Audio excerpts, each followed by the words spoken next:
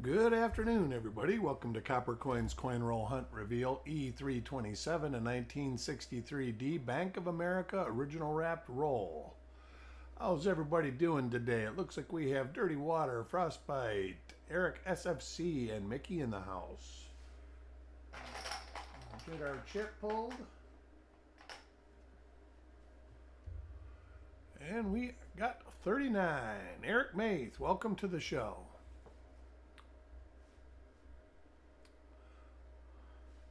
How you doing, Frostbite? Go ahead and open this roll up and we will get this started. Going to be doing that 47S roll later this afternoon. That will conclude the rolls from last week.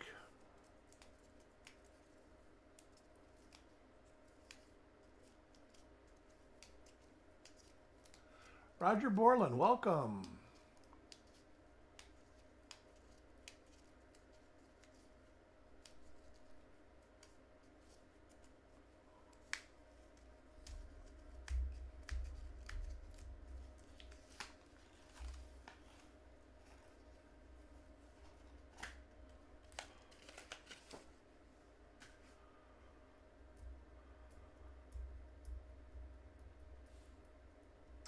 Been getting tons and tons of rain here. Localized flooding has started because they've got the retention water backed up so people don't flood. Indigenous treasures, welcome.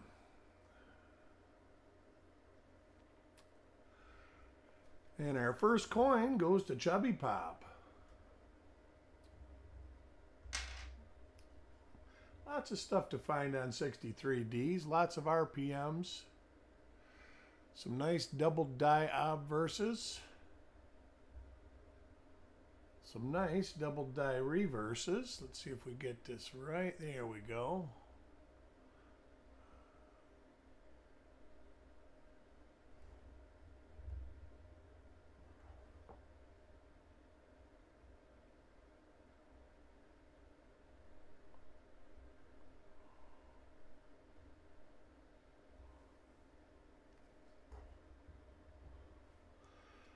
You might be getting some next week. I know next week they're saying that on average, everybody in Florida should get about a foot.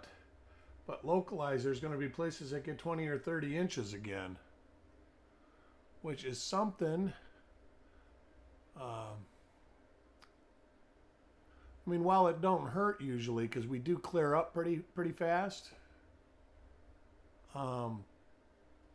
That's a lot of water to move away.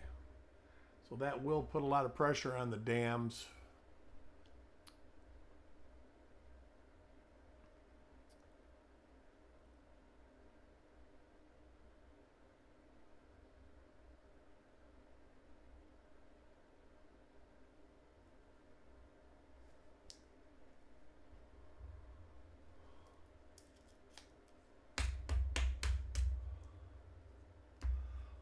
All right, IT. Yeah, we do too. I mean, really, the Southeast needs no more water. I was looking into, it does look like Helene will be the second deadliest of the modern hurricanes. I started looking up the deadliest hurricanes, and basically none in the only one in the last 50 years that has been in that list is Katrina. The thing is they don't count people that are missing, even if they never find them, which I didn't know. Irma had a lot, Ian had a lot, Harvey had a lot, even Andrew had a lot of people that were missing, and they just never showed back up again, and they just continue them as being missing. And I'm afraid that number for Helene is going to be terrible. You can't make light of any hurricane It's always somebody's bad storm.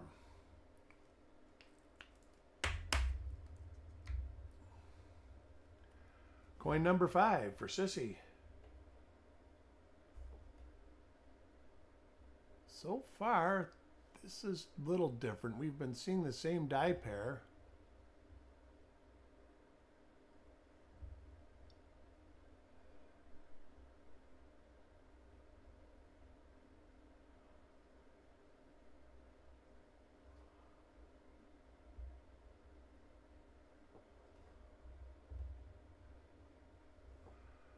All right, that's a little bit better.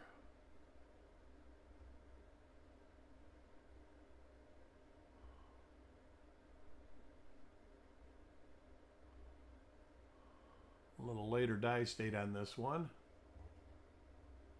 Okay. Sounds good, IT.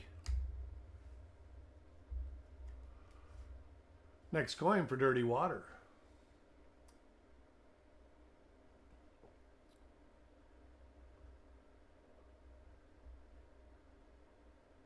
At coin 10, when I see die pairs that I know are repeats, I won't be looking at the reverses. I am going to turn this a little bit.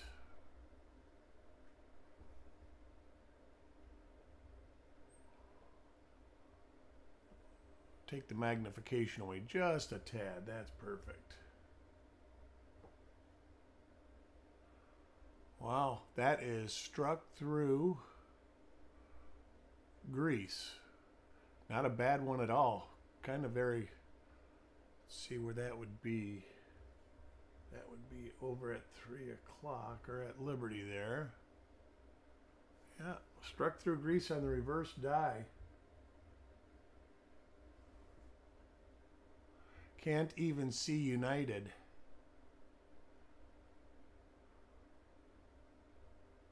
Let me get my scale out just to double check that.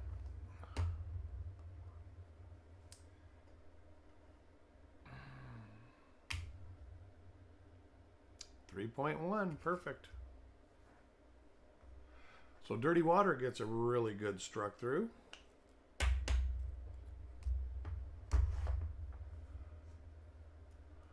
Coin number 7 for Eric.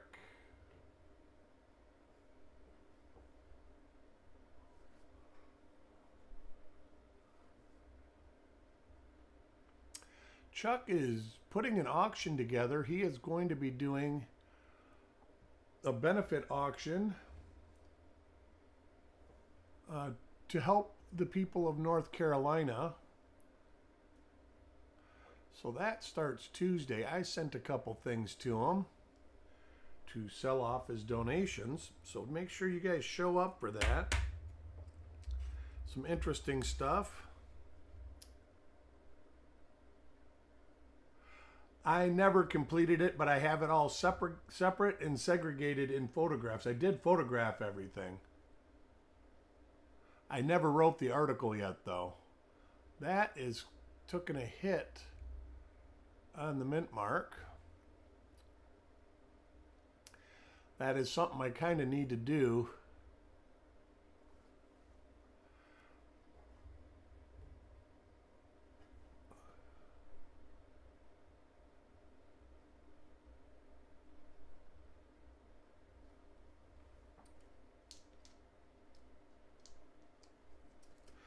Yeah, I saw that in a post there, Eric. I take it your children live there, eh? Eric, SFC.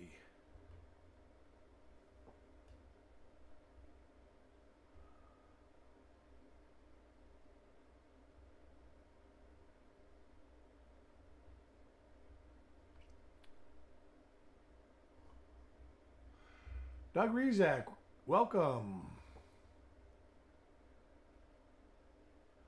There's a little bit. Now that's a struck through right there. You can see it right in there. Toned, too. Coins aren't the greatest. There's been some storage issues with it. Something you never know until you open it up.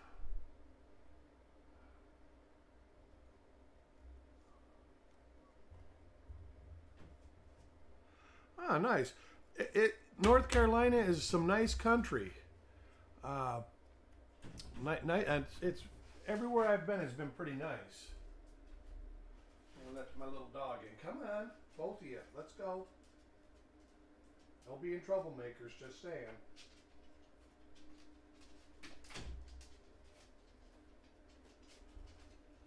Well, you gotta let me sit down. There you go, lay down. Oh, East North Carolina is gorgeous.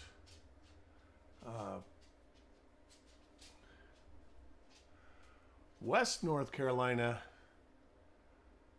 gonna be a tough place for a while. I did see that they did open a road in and out of Asheville now, so Asheville is not isolated any longer. But still,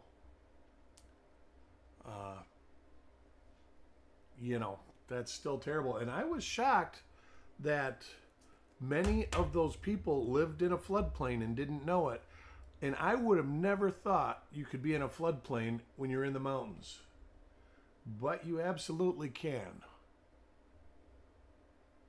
It's just like down here in Sarasota. There was a bunch of people that they opened a dam up and it flooded about 4 feet of water into this neighborhood in Sarasota.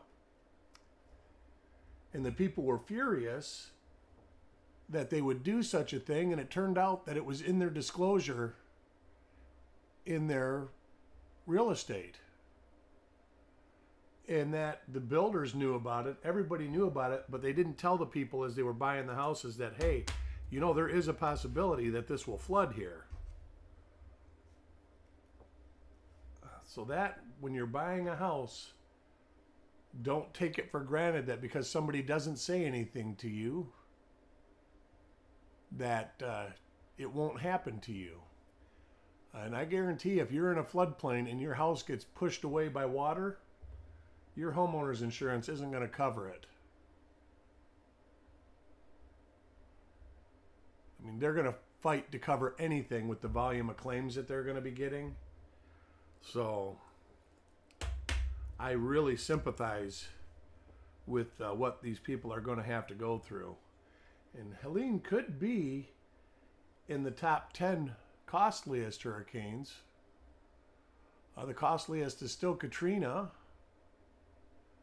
I'm not sure who second is. Something tells me it's Harvey or something like that. And then Ian. Then Michael. And then I think you've got Helene.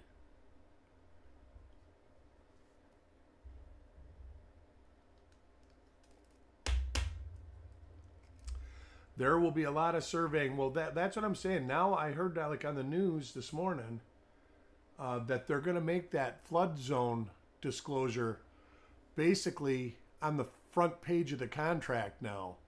So if you're in a flood zone or you're in a zone that is could possibly flood one day and you might want to have flood insurance. Matter of fact, they're going to make anybody who's in one of those zones get flood insurance if you have a mortgage, which is going to compound one of the problems that we're already having, and that's the cost of homeowners insurance and the cost of flood insurance on top of it. And it's not just Florida. Everybody says Florida is not insurable. Most of the damage didn't occur in Florida because Florida's built to take these storms. I was actually surprised to know that since the early 2000s, like South Georgia, they build everything to be hurricane proof.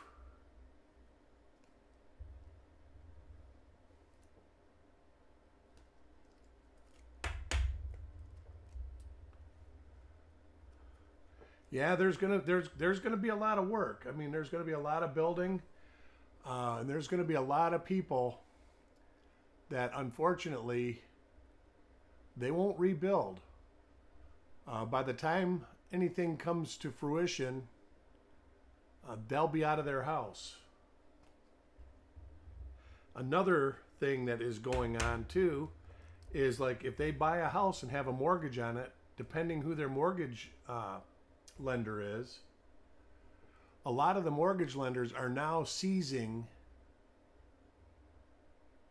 the homeowner's insurance check and waiting to disperse it to you as you complete tasks, which a lot of people can't afford that.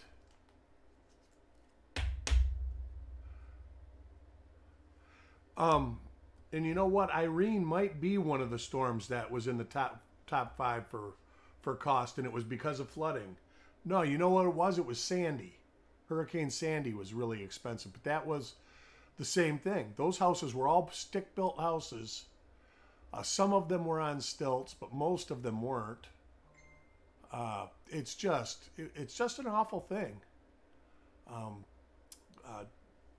You're gonna see anybody on a coastline or a floodplain, they're gonna be basically doing Miami-Dade compliant, because you do see the stuff that survived, and it's built like houses down here. It's either built on concrete stilts or it's built in concrete.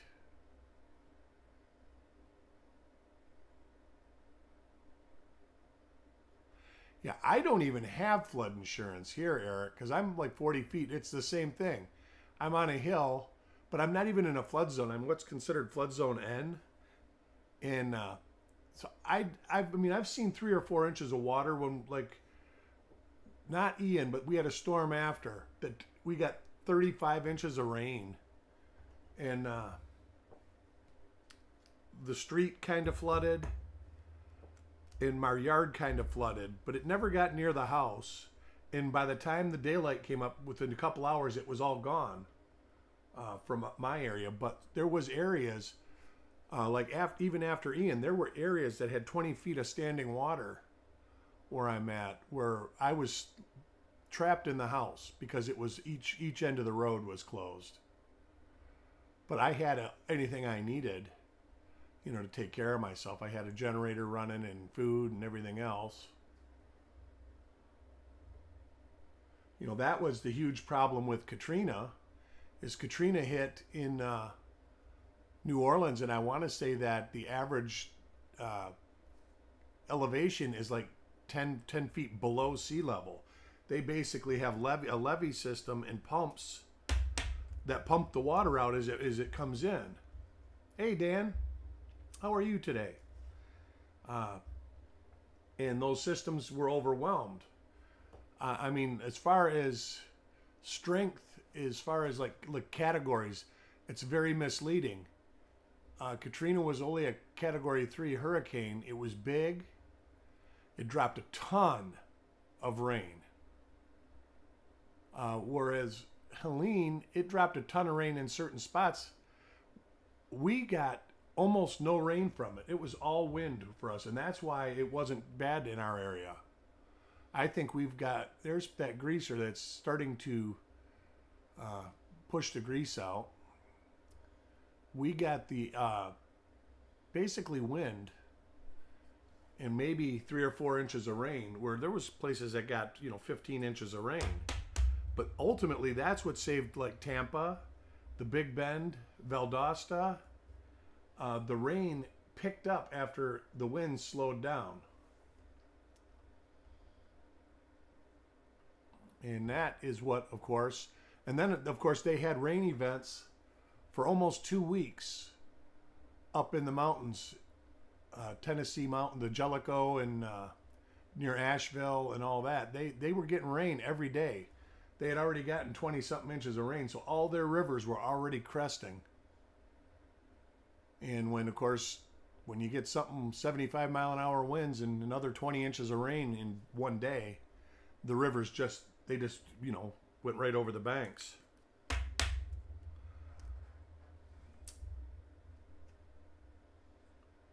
Yeah, that was Ian. Ian had 25-foot storm surge, I think they said, after it was all said and done. Fortunately, I live inland, so I didn't even get storm surge. They got storm surge up to like US 41, and I'm about 5-6 miles from that. Yeah, Inglewood was bad with the storm surge. Fort Myers, I got a video. I wish I could find it, of my friend. He's on his second story condo window, and the water is basically running by his window, and he's second story. That is a little fleck of stuff. But that's like, it's like this. You see Asheville, I, in a million years, would have never thought. And they warned about it. They knew about it the day before, that this could be catastrophic, that you should leave.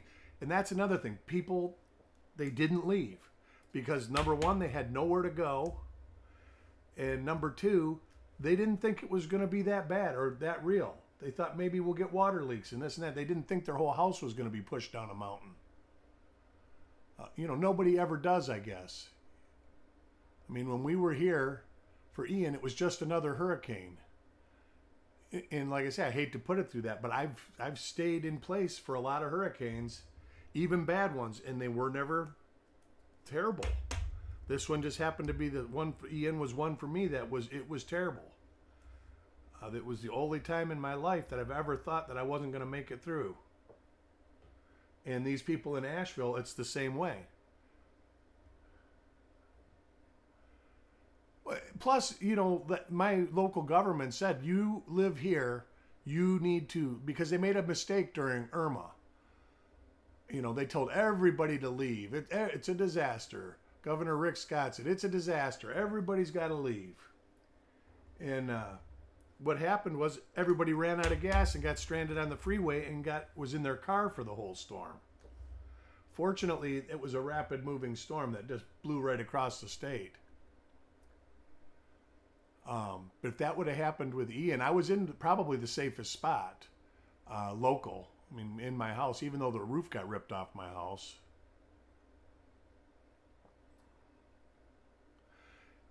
No dye varieties, dirty water, but you got a real nice struck through. The whole word of United is not on the coin. Basically, that's been it. I guess I should be talking about coins and not current events. That's it. That's even when I had to drive up to Virginia. I was driving through and there was a convoy of at least 1,000 power trucks coming from South Florida. And when I was coming back, they were already on their way back. So a lot of them, they didn't have to stay. And that was one thing with Ian. We had power truck camps for 2.5 months where they were camping. So I think it's localized now. I know that Greenville's power is coming back on. I know there's some of Asheville that does have power at this point. But some of the areas, the houses are gone, so they're not going to have power.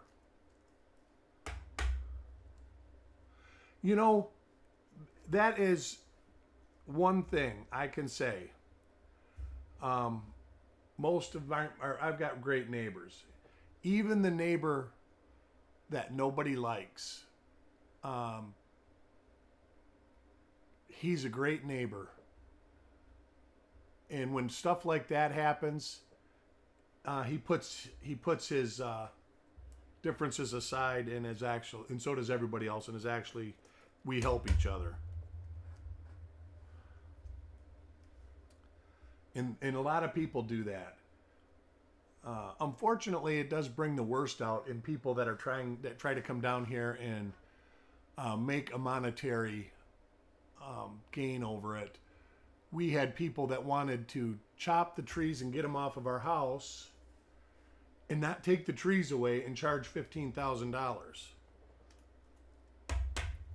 And they didn't have to take the trees away, but taking them out to the curb would have been one thing that they could have done. You bet, dirty water. Yeah, in this roll, it looks like we only have about 4 or 5 different dye pairs.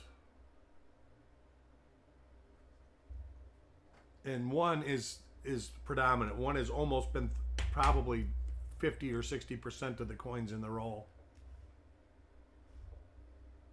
I got lucky then because all my neighbors are good neighbors. Like I said, even the guy that nobody likes. That is like a little piece of copper. Let me see what that is. I need to look at that.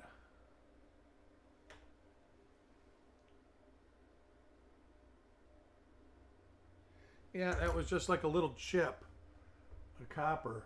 In the 60s, from 62 to 64, you get a lot of that where you get like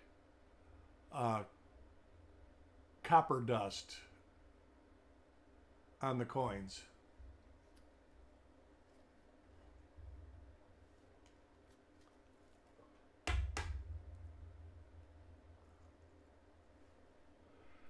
And that's it for us, Dirty Water. We all look out for one another. You know, if you see somebody sketchy in the neighborhood, everybody's looking out. You know, so-and-so's not home, then somebody will come out of the house and go look at their house or something. We do got the 47S roll coming up. I think I got it scheduled. I'm not sure what time I got it scheduled for. Is it 5:30 or 6 o'clock? Not sure. I want to do that one late so people that are on the wrong coast can hopefully come and see it live with us. 6 p.m. So I'll probably start at about 5:45.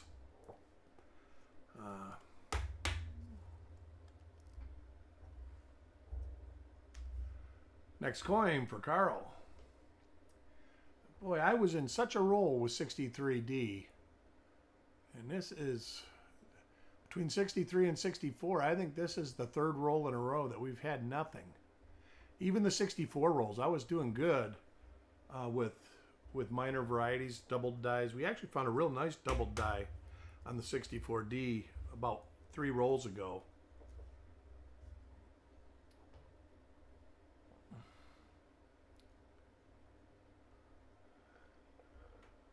Yeah, see, most of them are from this die right here.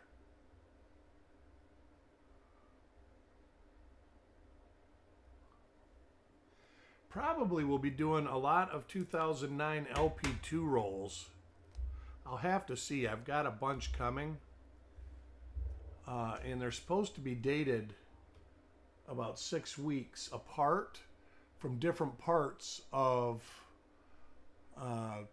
Indiana and Illinois, from different banks. So hopefully we've got 4 different runs and we find a bunch of good stuff in them. Dirty Water. Like I say, we do have that auction coming up.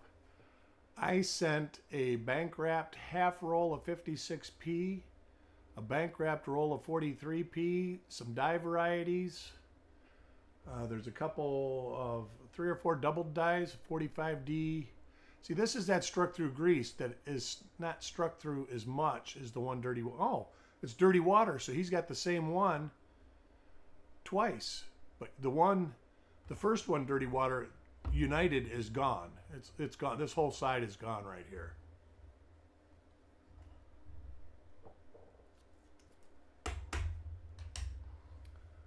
Coin 40. Oh, coin 39. And you are the giveaway winner, Dirty Water. Congratulations. Let me find my notes, sticky notes. And now let me, oh, all right, there we go. There's my pen.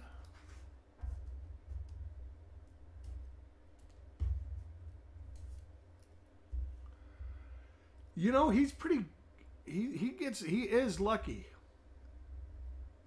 I gotta say that. He seems to get die varieties pretty good.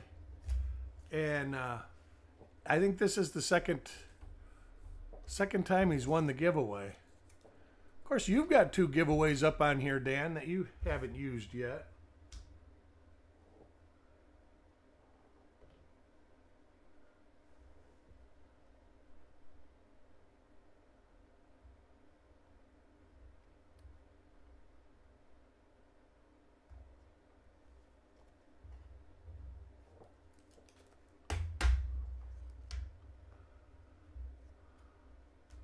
Next coin for Jonathan. All right. And you still got a little bit of credit left too, so with me, so you should be good.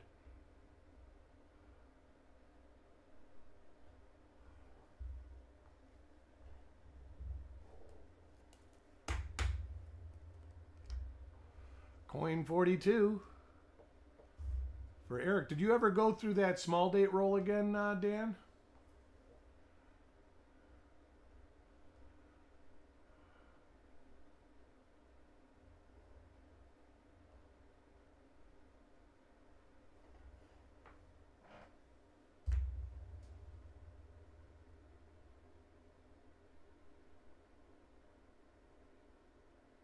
All right, I just wanted to make sure that wasn't something I've been missing the whole time. So it's kind of got a shadow when you turn it like this right here, but it is just that. It is like a shadow. They're not. They're actually listed with Kaneka if it's 104. But it is. It's very hard to see because it's like an inner little on the lower part of the D. So yeah, I could see where. I mean, I would call it a bluegill too, I guess.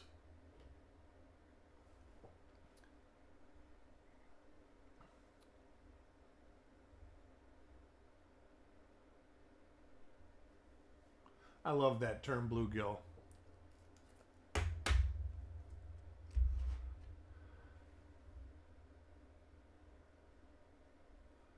I did hear from Brian Allen today. His power is finally getting ready to be turned back on. He's in Greenville.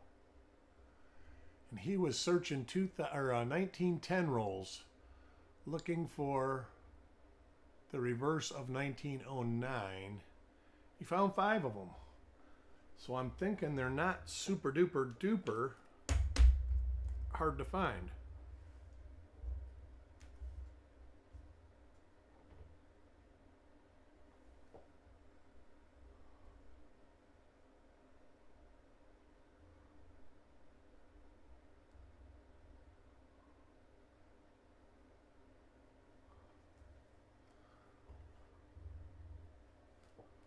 Where do you find rolls like that? Oh, yeah, like what's his name? Diggin' Dave had that gold coin. Luck and volume. I mean, you search a lot of rolls, Dan. So if somebody was gonna find something like that, you could find it. And it was a foreign coin. Somebody, I'm sure the only reason it was in there is because somebody didn't realize it was gold, or thought it was fake, and thought it was worth a penny. I mean, that unfortunately and fortunately is the reason a lot of good stuff gets put back into circulation. .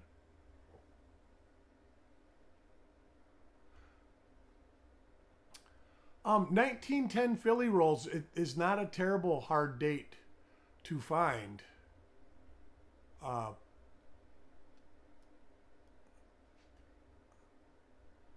think he was telling me that he went to a local coin shop and they had 10 rolls or something like that. He bought them. And I told him, I says, he's the only person I know that would do such a thing. I couldn't see myself buying. I might, I shouldn't say that. I would buy them too. Who am I kidding?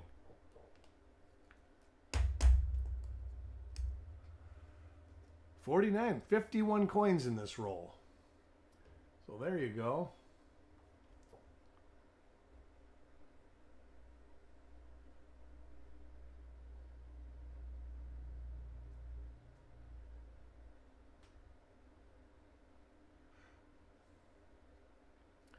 Yeah, you ended up getting a real nice struck through. 30. Like I said, the whole word of United is gone.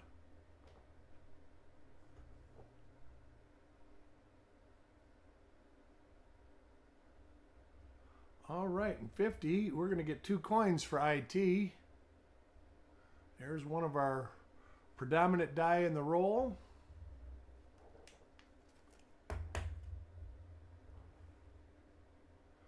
And there's our ender.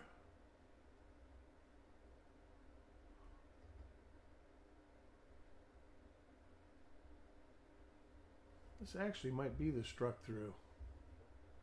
Nope, that's actually well struck in reverse. All right, everybody. I will see you all around 6 o'clock tonight for the 47S roll. Let me see. Let me get that roll. That roll is right here. And I know there's varieties in that because the end coin has varieties. Matter of fact, I think both end coins the last time I looked. Nope, just the one. But it's got an ender. So we got an ender on this one. I hope to see y'all there. Hit that like button on the way out, and we'll talk to y'all at 6. You guys have a great day. Bye.